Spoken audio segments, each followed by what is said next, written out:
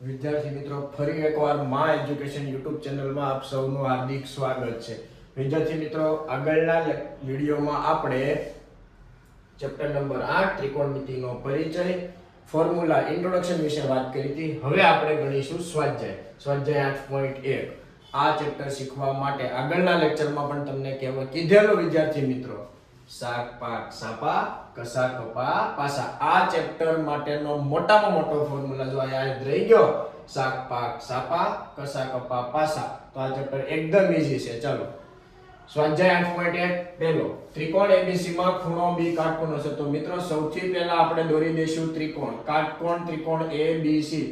ખાસ કરીને ધ્યાન રાખવાનું, ખૂણો B કાટખૂણો છે. આપણે ખૂણા B ને કાટખૂણો દઈશું. હવે AB બરાબર 24 સેમી. ચાલો, AB બરાબર 24 સેમી, BC બરાબર 7 સેમી.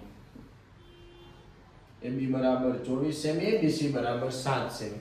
વિદ્યાર્થી મિત્રો, તો આપણે પહેલા તો AC ની જરૂર પડશે. તો સૌથી પહેલા પાયથાગોરસ પ્રમેય મુજબ,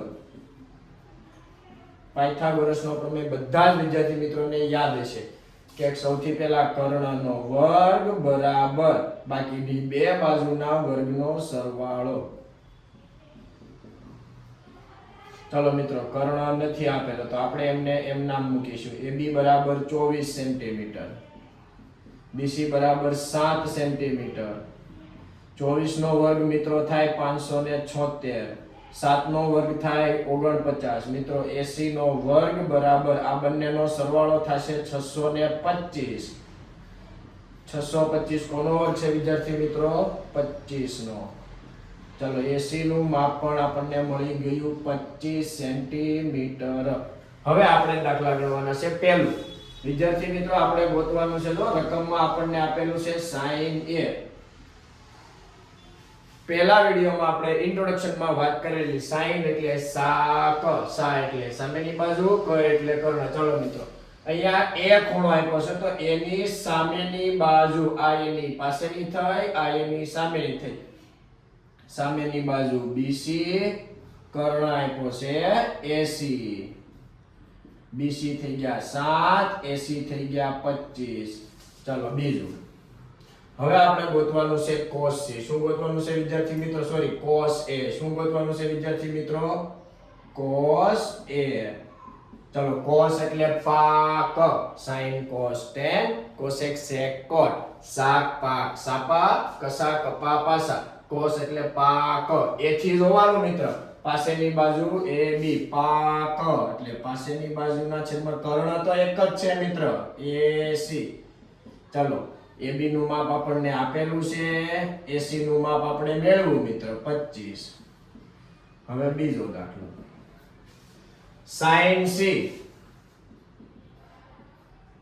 ઉપરના દાખલામાં કર્યું એવી જ રીતે મિત્રો. હવે આપણે જોવાનું C. sin એટલે શાક, C. શાક, C ની સામેની બાજુ AB, કર્ણ આપ્યો છે AC. AB ના છેદમાં AC. ચાલો, AB મળ્યા આપણને આપેલા છે 24 અને AC આપણે મેળવા 25. ચાલો, હવે મેળવવાનું છે cos C. C થી જોવાનું, cos એટલે પાક, C થી જોવાનું, C ની પાસેની બાજુ છે BC. કર્ણ તો એક જ છે વિદ્યાર્થી મિત્રો, AC. ચાલો, BC નું માપ આપણને આપેલું છે 7, કર્ણ આપણે મેળવો 25. આ 2 માર્ક્સ નો દાખલો છે વિદ્યાર્થી મિત્રો. હવે દાખલા નંબર 2. રકમમાં આપણને આકૃતિ આપેલી છે વિદ્યાર્થી મિત્રો. આકૃતિ પરથી tan P - cot R મેળવો. ચાલો, આકૃતિમાં આપણને PR બરાબર આપેલા છે 13 સેમી, PQ આપણને આપેલા છે 12 સેમી, પણ QR નથી મિત્રો. તો એક જ નિયમ છે પાયથાગોરસ પ્રમેય મુજબ. સૌથી પહેલા કરજો, Q ખૂણો કાટખૂણો છે, કર્ણનો વર્ગ બરાબર બાકીની બે બાજુના વર્ગનો સરવાળો.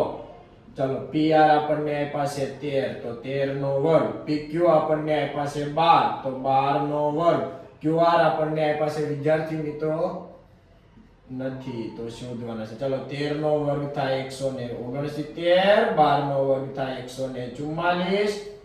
QR તો આપણે મેળવવાના છે. બધાને ખબર છે વિદ્યાર્થી મિત્રો, પ્લસ વાળાને બરાબરની પેલી બાજુ લઈ જઈએ એટલે માઈનસ થાય. QR નો સ્ક્વેર. આ બંનેની બાદબાકી વિદ્યાર્થી મિત્રો 9 માંથી 4 જાય તો 5 0. QR નો સ્ક્વેર આપણને મળી ગયો 25. તો 25 ખ્યાલ છે મિત્રો કોનો વર્ગ છે? 5 નો.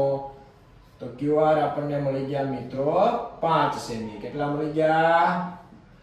હવે આપણે મેળવવાનું છે tan p cot r. ચલો સૌથી પહેલા તો tan p cot r. ચલો tan એટલે ખબર છે મિત્રો sin cos tan. શાક પાક સાપા. ચલો કયા ખૂણાથી જોવાનું છે? p. p ની સામેની બાજુ અને પાસેની બાજુ. સામેની બાજુ છે QR, પાસેની બાજુ છે PQ. Minus cot sin cos tan cosec sec cot. cot એટલે આવશે મિત્રો પાસા. પણ કયા ખૂણાથી? r. r થી જોવાનું. પાસેની બાજુ છે QR, સામેની બાજુ છે PQ. હવે આપણે આના મૂલ્ય લખશું મિત્રો.